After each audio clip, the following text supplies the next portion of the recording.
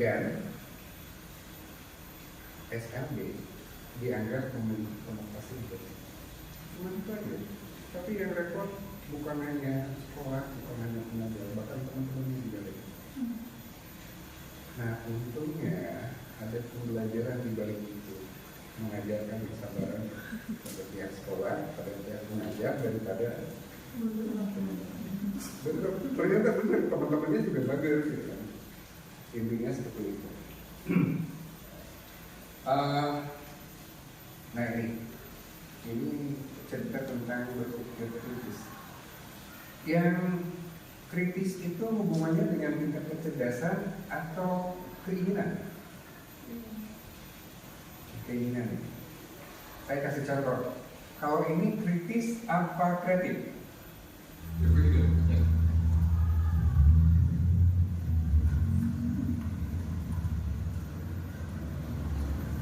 License and registration, please.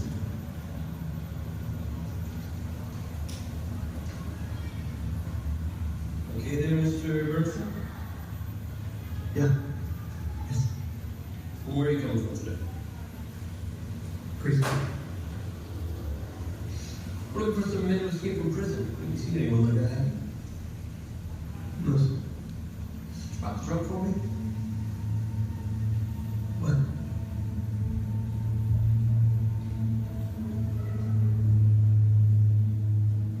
I need you to pop the trunk.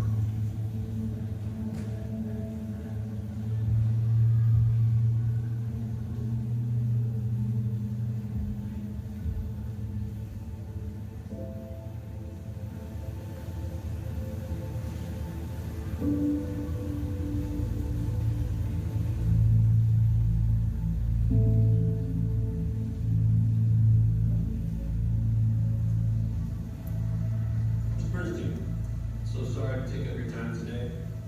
Thank you for your cooperation. Understand.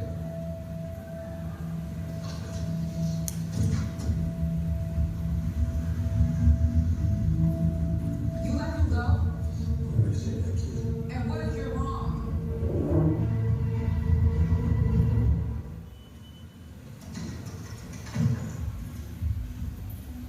We're clear. I did what you wanted. Get me moving on. You can take my car.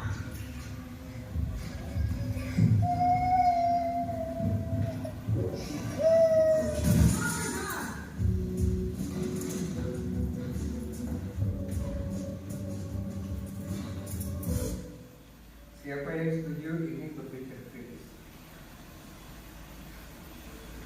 Dua, tiga. Siapa yang setuju ini berpikir kreatif? Satu, dua, sisanya yang menjawab. Jadi gini ibu-ibu, Ustaz saya, ilmu itu bukan untuk ilmunya sendiri. Ilmu itu adalah untuk kehidupan. Kita belajar logika dari matematika itu bukan buat matematika, itu untuk hidup. Nah, kalau begitu, seringkali para orang tua selalu berpikir bahwa anak belajar tentang fisika kimia itu hanya buat itu, padahal bukan. Sampai suatu hari saya pernah bertanya pada dosen saya, kenapa anak ITB punya lab bahasa? Karena rasional itu harus diterjemahkan dalam bentuk bahasa.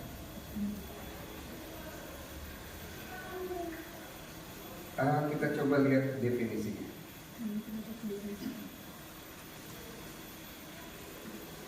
Kritis itu hubungannya dengan logis dan rasional. Kreatif itu hubungannya dengan alternatif dan yang paling sederhana ini. Otak kiri itu rumus-rumus. Kalau begitu, otak kiri dominasinya adalah logika. Otak kanan itu banyak warna, itu hubungannya dengan emosi. Jadi berpikir kreatif pasti hubungannya dengan otak kanan. Nah, kalau yang tadi kreatif, kritis.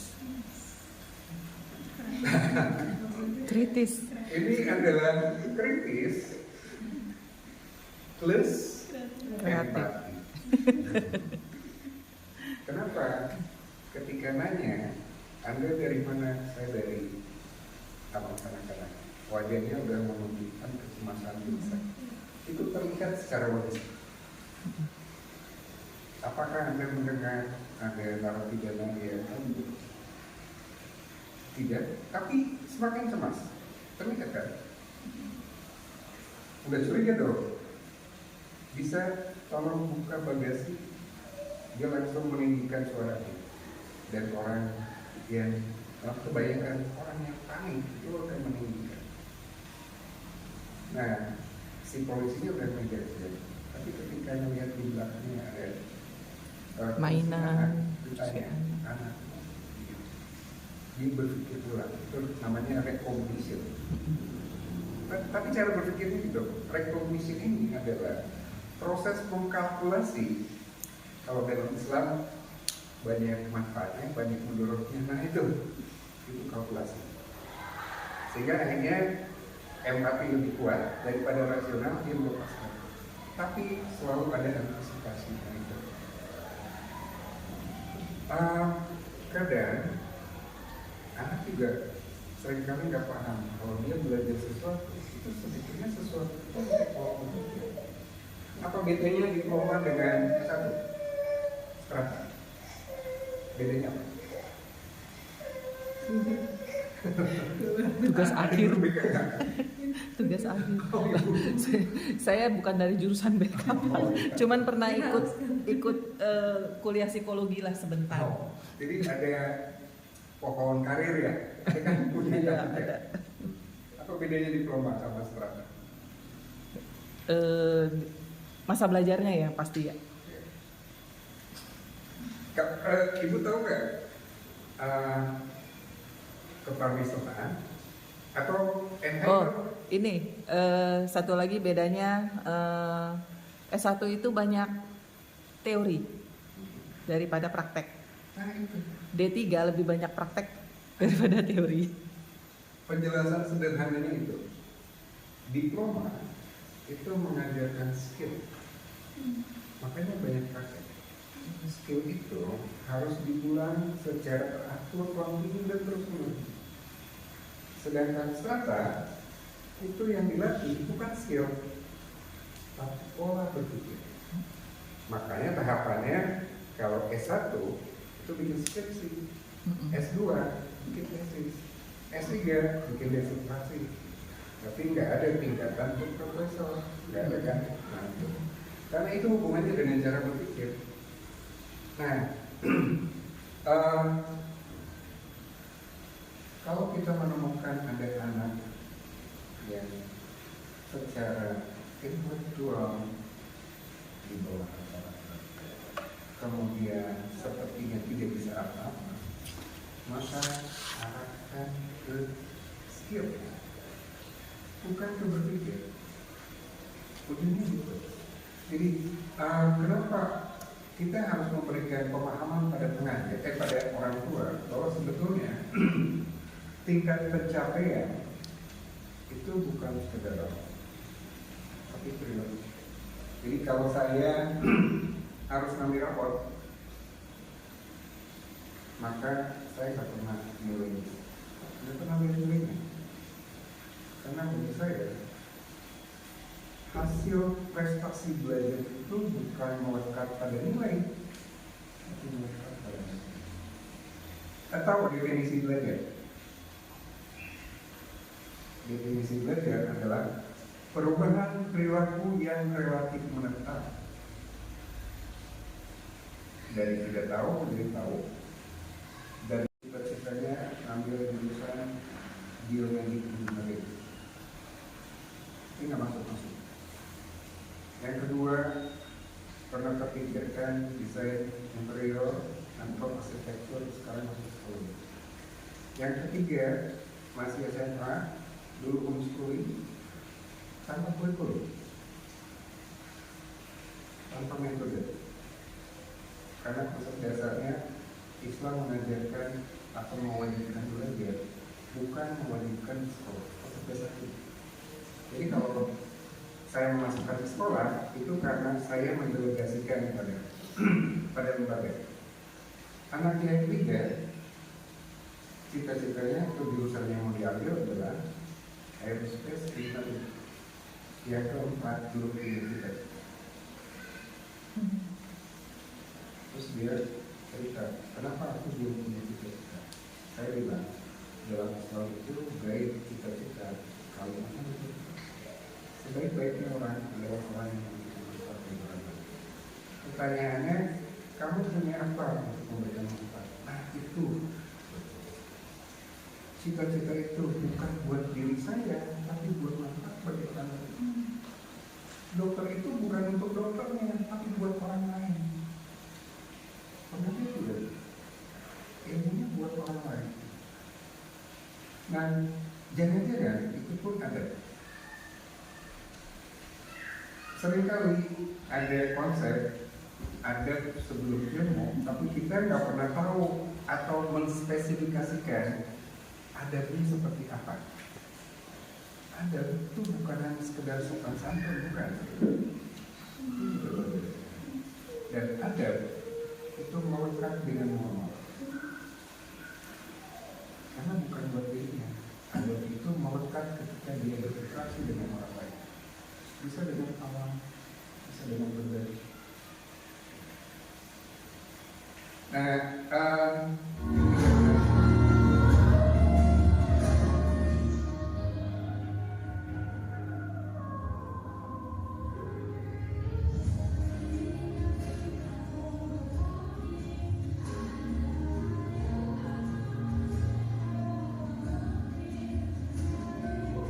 pernah lihat ya filmnya ya? Anak yang pintar, sangat pintar, usia 10 tahun sudah masuk kuliah. Dia sempat kerja, tapi ujungnya dia sadar, kenapa orang tua saya mau eksploitasi diri saya untuk sesuatu yang sifatnya akademik dan sangat rasional. Dia merasa masa kecilnya itu terenggut. Akhirnya dia jadi penganggur, walaupun banyak perusahaan yang mau kerjakan, tapi dia mau, kan mau penganggur. Nah, ini terbalik dengan video ini. Hari, Thomas Edison pulang ke rumah dan memberikan selembar kertas kepada ibunya. Dia berkata, "Guru saya memberikan kertas ini pada saya dan meminta saya untuk memberikannya hanya kepada ibu saya." Mata ibunya berlinang air mata saat membaca surat itu dengan suara lantang kepada anaknya. "Anak Anda adalah seorang jenius. Sekolah ini terlalu kecil untuknya dan tidak memiliki cukup guru yang baik untuk melatihnya. Tolong ajari dia sendiri." Bertahun-tahun kemudian, setelah ibu Edison meninggal, ia sedang melihat-lihat barang-barang keluarga lama. Sekarang, sebagai salah satu penemu terbesar abad ini, ia tiba-tiba menemukan selembar kertas yang terlipat di sudut laci meja. Ia mengambilnya dan membukanya. Di atas kertas itu tertulis, "Anak Anda terbelakang mental. Kami tidak akan membiarkannya datang ke sekolah lagi." Edison menangis selama berjam-jam, lalu ia menulis di buku hariannya, "Thomas Alva Edison adalah seorang anak yang terbelakang mental. Berkat seorang ibu pahlawan, menjadi jenius pada abad ini. Pesan moral, cinta dan didikan seorang ibu dapat membantu mengubah takdir seorang anak." Aslinya itu bukan keterbelakangan mental, tapi kategorinya disleksia. Disleksia itu masalahnya di pengamatan. Jadi kalau dia mau bilang itu huruf D, sebetulnya itu huruf D. Jadi ketukar-tukar. Disleksia. Dan anak yang disleksia itu nggak jadi masalah dengan kecerdasan. Di Islam ada muridnya Imam Syafi'i. Tauhid. Namanya Bukhari, ahli hadis. Sampai santri yang lain komplain, "Imam, kenapa sih mau ngajarin anak itu? Anak itu kan bodoh." Jawaban Imam Syafi'i apa? Karena tugas saya mengajar. dari anak ini atau ahli hadis ini, Al-Bukhari itu memang mengalami disleksia, walaupun waktu itu belum dikenal ada istilah disleksia. Yang menarik apa? Coba kita lihat dari dua sisi. Imam Syafi'i memiliki kesabaran untuk terus mengajar. Bukhari memiliki kesabaran untuk terus belajar. Yang repotnya kalau salah satu sisi ya, ini sabar, ini kesabaran, nggak jadi. Ini sabar, ini kesabaran, juga nggak kan pintar. Jangan-jangan produk pendidikan untuk menghasilkan anak yang bermanfaat adalah interaksi antara kesabaran pengajar dengan kesabaran peserta didik. siswa. Dan itu hanya menentukan usia. Ternyata di balik metode, di balik kurikulum, di balik apapun yang sifatnya moral, yang sering kali lupa adalah hubungan emosional antara pendidik dengan siswa. Dan kenapa kita selalu berpikir segala sesuatu itu hubungannya dengan nilai? Ketika Bukhari memulai menangis, meneliti hadis, akhirnya membukukan, apakah keinginannya dapat penghargaan atau ucapan luar biasa? Enggak. Misi awalnya adalah bilang. Ada hal yang menarik ketika ada seorang yang bilang bahwa jangan-jangan kita itu menghilangkan nilai pada siswa. Disiplin itu karena takut aturan, bukan karena nilai. Belajar itu karena harus pintar, bukan karena nilai. Maka kalau begitu harus kembali konsep awalnya. Segala sesuatu harus diniatkan karena sesuatu yang benar, bukan begitu. Konsep dasarnya. Dan ini sudah tersamar loh. Orang mau jadi dokter agar dia kaya, tambah ngaco. Maka banyak dokter yang jadi pedagang. Nah, tugas kita atau tugas saya adalah memberikan pemahaman bahwa kita harus kembali ke dasar yang sebenarnya. Terlepas dengan cara apapun, terlepas dengan kondisi apapun, terlepas dari kurikulum, terlepas dari pemikiran dinas pendidikan. Kita punya tanggung jawab itu. Karena nanti ketika ditanya, kok takut sama dinas pendidikan pada hal yang sebenarnya, kan gitu pertanyaannya. Tapi yang paling menarik, istri saya pernah cerita, ada anak yang sekolahnya rajin, orang tua nangis, karena pahala dari anaknya yang lagi sholat itu mengalir pada pengajar, bukan pada orang tuanya. Kan yang ngajarin orang pengajar. Terus terpikirkan oleh saya, jangan-jangan orang tuanya pun kebagian pahala. Dari mana? Dari mengirimkan anak itu untuk bersekolah dan dididik oleh pengajar. Kalau begitu, apapun yang baik itu pasti memberikan kebaikan. Nah ini, saya mau cerita tentang kecerdasan soft skill, tapi saya mulai dari sini.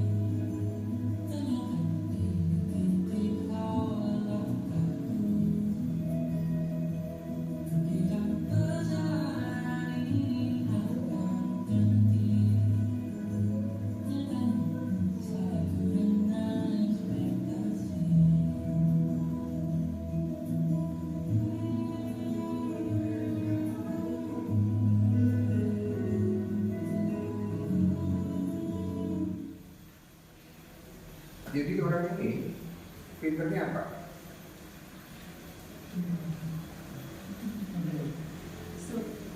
Apa Struggle. kepandaiannya apa?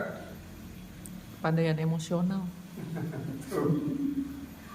Kepandaian untuk menerima ketidakenakan kalau jatuh, tapi dia tidak berhenti untuk berdiri.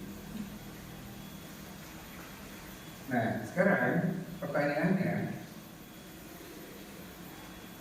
mana yang lebih dulu Allah ciptakan, kemampuan kita atau masalah yang dibubarkan tadi?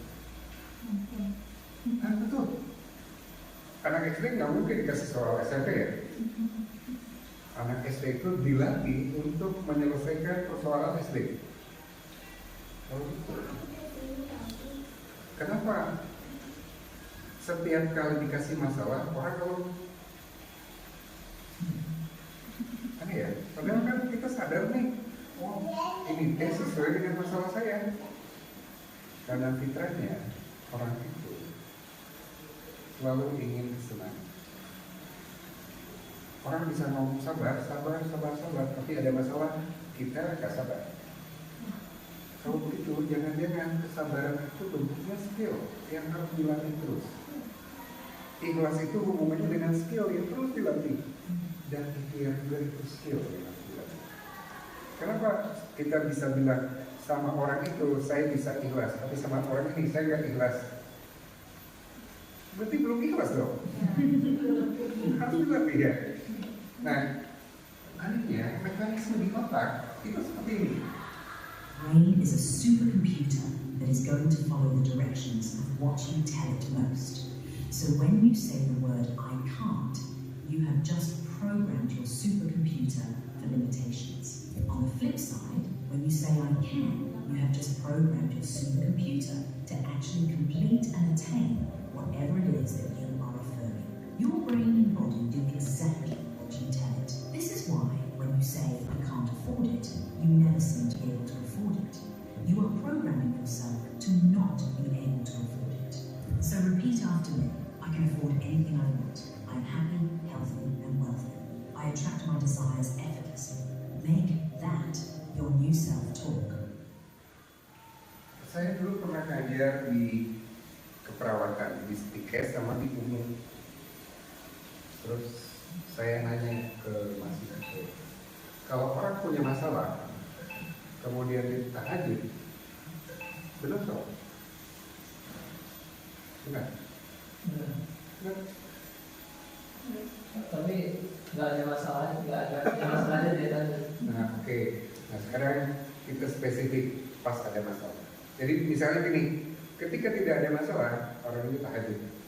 Nah, pada saat ada masalah, dorongan tahajud lebih besar. Salah atau benar? Jawabannya selalu benar. Karena ketika Allah memberikan masalah, maka tugasnya adalah menyelesaikan masalah. Nah sekarang pertanyaannya, kenapa tahajud? Ketika ada masalah, yang diserang itu adalah hati, bukan logika. Ketika ada orang bilang, oh masalah ini berat, dia mensugesti otaknya, sehingga otaknya mengatakan dia bisa. Ini terlalu berat. Karena otak itu bekerja berdasarkan hati. Gak usah ngomong apa-apa, kerjakan aja. Segala sesuatu dari Allah. Betul kan? Nah, efeknya apa ketika kita tahajud? Karena kita tahu secara naluriah kita membutuhkan sesuatu yang lebih besar dibanding kita untuk bersender, untuk berlindung. Efeknya apa? Ditenangkanlah. Ketika hati yang tenang, maka konsekuensinya adalah pikiran secara otomatis itu bekerja. Pernah dengar ada dokter spesialis saraf yang bilang bahwa demensia atau kepikunan itu bisa dihindari dengan mengaji. Tapi mengajinya bukan mendengar Ustaz ngomong, bukan mengaji baca itu Quran. Mengaji. Jadi otak itu secara aktif menganalisa. Kenapa harus menganalisa? Karena di Islam tidak boleh ada dogmatik. yang sifatnya diterima gitu aja. Harus cek, recek nanti otak. Jangan taklid, betul ya? Nah, sehingga otak itu bekerja. Jadi intinya si sel saraf atau neuron itu perlu koneksi. Itu yang membuat terhindar dari demensia. Nah, yang kedua ini.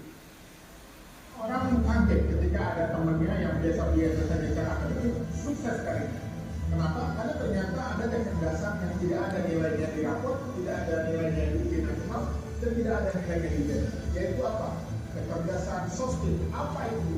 Berani, percaya diri, pantang menyerah, daya juang yang tinggi, motivasi tinggi, pandai bergaul, komunikatif, adaptif, dan yang terpenting adalah mereka memiliki akhlak dan sikap.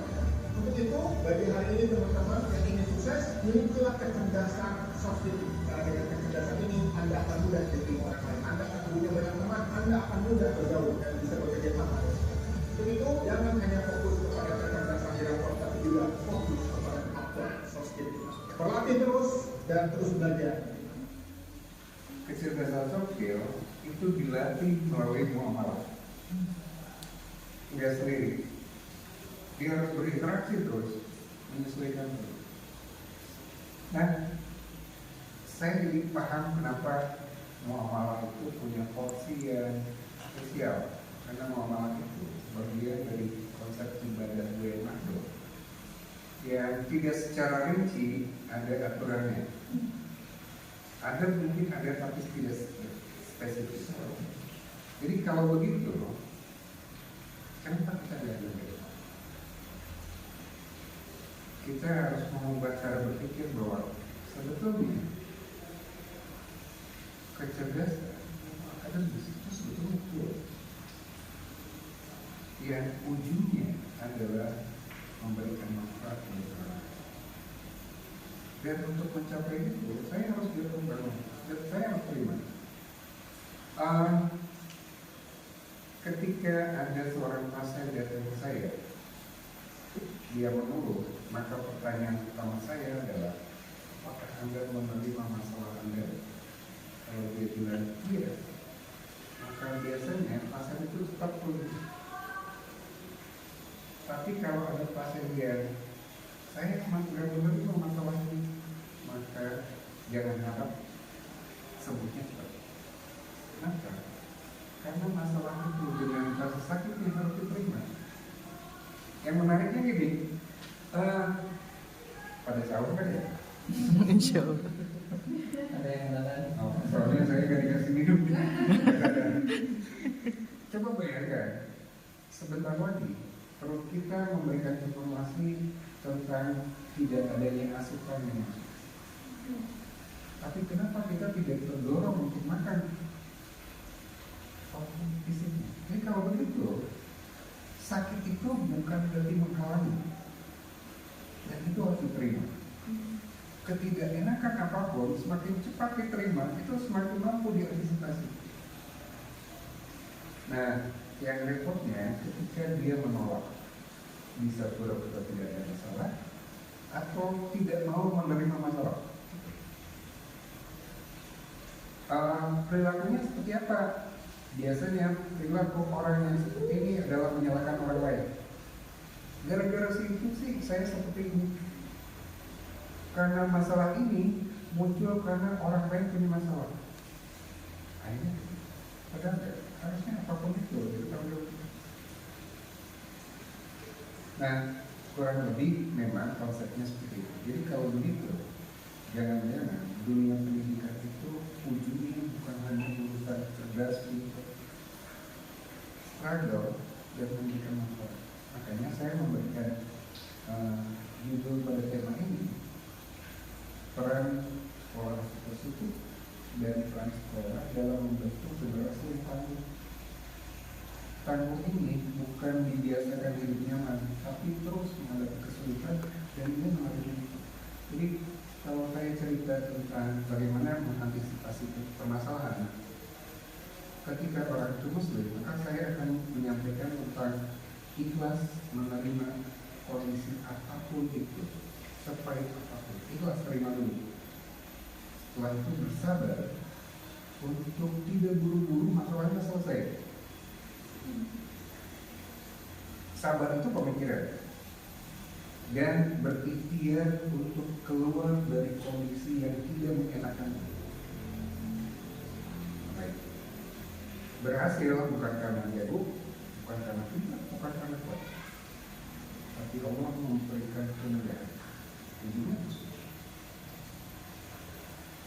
Selama saya praktek, saya belum pernah menemukan orang yang benar-benar kuat. Maksud tidak ada orang kuat. Yang ada, secara sosial, saya harus terlihat kuat, terlihat bijak. Padahal bukan. Ujungnya seperti itu. Barangkali itu yang bisa saya sampaikan dan saya berharap ada diskusi ya.